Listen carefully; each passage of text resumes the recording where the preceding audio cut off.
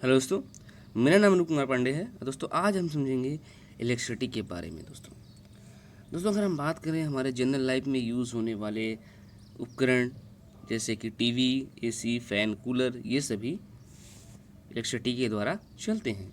दोस्तों ये कैसे चलते हैं, इनका बेसिक्स क्या है, ये आज हम समझेंगे। ठीक है दोस्तों। दोस्तों विद्युत धारा क्या होती है?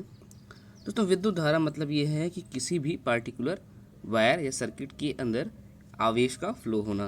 ठीक है, आवेश मतलब चार्जेस का फ्लो होना। ठीक है, अगर किसी भी वायर में चार्जेस फ्लो होते हैं, एक पार्टिकुलर टाइम के अंदर लगातार होते रहते हैं, तो हम बोलेंगे कि उस पार्टिकुलर वायर या सर्किट में इलेक्ट्रिक करंट फ्लो हो रही है। ठीक है दोस्तों। देखिए दोस्तों, परिपथ मतलब क्या होता है? दोस्तों परिपथ मतलब होता है ये कि एक क्लोज सर्किट, जैसा कि आपको फिगर में दिख रहा है, ये पूरी तरीके से क्लोज है। ठीक है, यहाँ पे यहाँ से करंट शुरू हुई और वापस आ रही है। तो दोस्तों इलेक्ट्रिसिटी या करंट को फ्लो होने के लिए एक क्लोज पाथ होना ज़रूरी है। ठीक है दोस्तों, क्योंकि अगर उसे क्लोज पाथ नहीं मिलेगा तो इलेक्ट्रिसिटी फ्लो नहीं करेगी। ठीक है, चलिए आइए समझते हैं विद्युत विभव क्या होता है। दोस्तों विद्युत विभव मतलब क्या है? विद्युत विभव मतलब ये होता है कि पार्टिकुलर दो तरफ से प्रेशर का लगना। ठीक है, इसे कैसे हम एक समझते हैं एग्जाम्पल से। मान लीजिए ये रिवर है और रिवर में लगातार तेज़ी से वाटर फ्लो हो रहा है। ठीक है, तो लगातार तेज़ी से वाटर फ्लो होने का जो रीज़न है वो उस पर लगने वाले प्रेशर। ठीक है, तो लगातार प्रेशर से ही क्या होता है कि किसी भी नदी में बहुत तेज़ी से बहाव होता है। ठीक है, तो इसी प्रकार का कुछ कॉन्सेप्ट हमारा लगता है वायर के अंदर। ठीक है, वायर में भी आवेश या करंट का फ्लो क्यों होता है? क्योंकि इसमें एक तरफ से हाई प्रेशर, दूसरे तरफ से लो प्रेशर, यानी एक तरफ से उच्च दाब, दूसरे तरफ से निम्न दाब लगता है, जिसकी वजह से लगातार आवेश यानी वाटर मान लीजिए आवेश को, वो फ्लो करता रहता है। ठीक है, चलिए आगे देखते हैं। दोस्तों ओम का नियम क्या है? ओम का नियम मतलब ये है दोस्तों कि जो वैज्ञानिक थे जॉर्ज साइमन ओम, उन्होंने ये कहा कि किसी भी वायर, ठीक है, किसी भी वायर में फ्लो होने वाला करंट, उसमें अप्लाइड विभवांतर यानी जो वोल्टेज हमने अप्लाई किया है उसके क्या होता है, समानुपाती होता है या अनुगुणानुपाती होता है। मतलब ये है कि अगर आप वोल्टेज को बढ़ाओगे तो क्या होगा, करंट की वैल्यू भी बढ़ेगी। ठीक है, तो ये उन्होंने बताया। तो इसका मतलब दोस्तों ये है कि उन्होंने ये बोला कि V जो है वो डायरेक्टली प्रोपोर्शनल टू है किसके, I के। ठीक है, जब आप डायरेक्टली प्रोपोर्शनल हटाओगे यानी इसे हटाओगे तो क्या हो जाएगा, V equal to I are.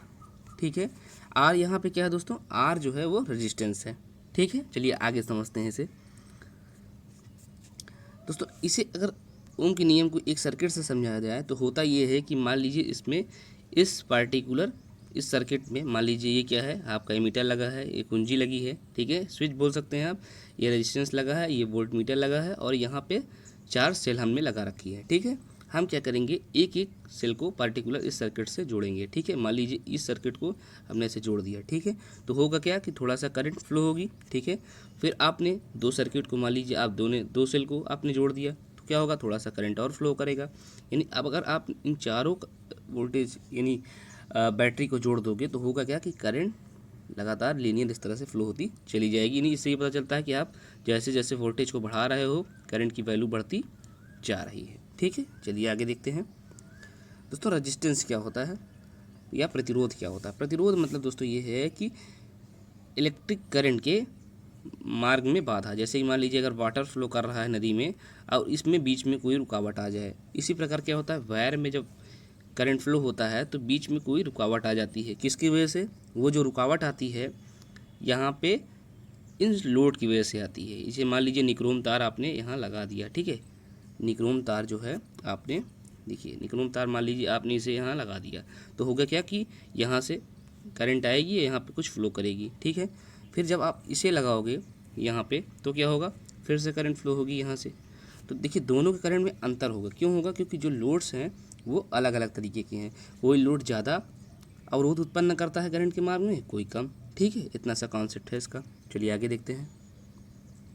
दोस्तों मान लीजिए कोई भी कंडक्टर है या चालक है तो उसमें प्रतिरोध किन चीज़ों पर निर्भर करेगा? ठीक है, उस पर निर्भर करेगा उस वायर की लंबाई। मान लीजिए वायर जो है एक छोटा है और एक लंबा वायर है, तो जो लंबा वायर है उस पर क्या होगा, उस पर रेजिस्टेंस ज़्यादा लगेगा, ठीक है। अब अगर एरिया आपका क्या है, कम है, तो क्या होगा, अगर एरिया ज़्यादा है तो रेजिस्टेंस कम होगा, ठीक है दोस्तों। इसका एक बेसिकली फार्मूला भी है, अगर आप उससे समझना चाहें, होता है R equal to rho L by A. यानी अगर आप वायर की लंबाई बढ़ाओगे तो रेजिस्टेंस बढ़ जाएगा, और अगर एरिया बढ़ाओगे तो रेजिस्टेंस क्या हो जाएगा, कम हो जाएगा, ठीक। चलिए आगे देखते हैं दोस्तों।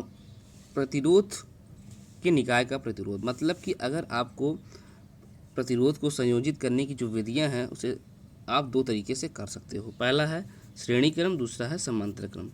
दोस्तों श्रेणी क्रम में क्या होते हैं कि जो रेजिस्टेंस के पॉइंट्स होते हैं वो 1 बाई 1 कनेक्ट होते हैं, ठीक है, और इसमें जो वोल्टेज होता है वो क्या होता है, वो सेम होता है। कहने का मतलब ये है कि टोटल वोल्टेज जो होता है वो तीनों के वोल्टेज यानी V1 plus V2 plus V3 के बराबर होता है, ठीक है।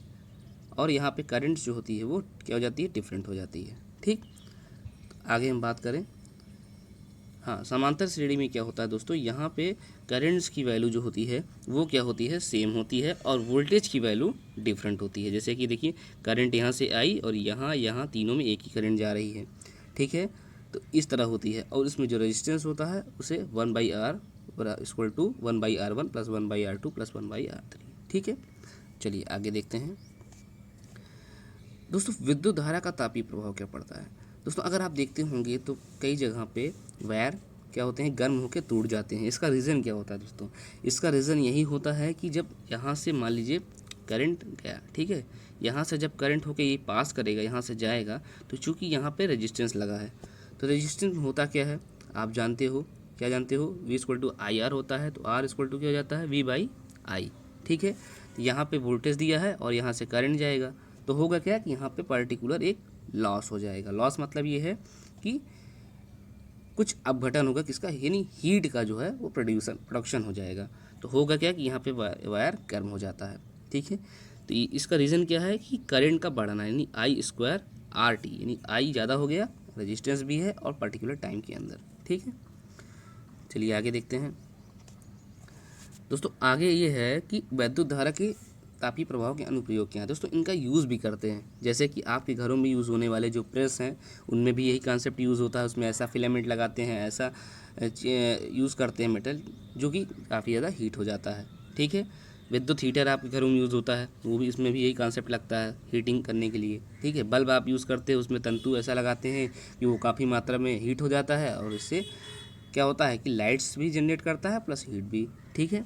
फ्यूज़ की बात करें, फ्यूज़ दोस्तों अगर आप देखते होंगे जो आपके बाहर घरों के खंभे में वायर जाते हैं उसमें क्या होते हैं, फ्यूज़ पहले लगाया जाता था। फ्यूज़ क्या करता है दोस्तों कि मान लीजिए अगर कोई भी दिक्कत हुई, ठीक है, वायर में किसी भी रीजन से, तो होगा क्या कि ये वायर पर्टिकुलर जिस पॉइंट पे फ्यूज़ लगा है वो गर्म होकर ब्रेक हो जाएगा, ठीक है। तो इससे होगा क्या कि हम बहुत बड़ी दुर्घटना से बच जाते हैं।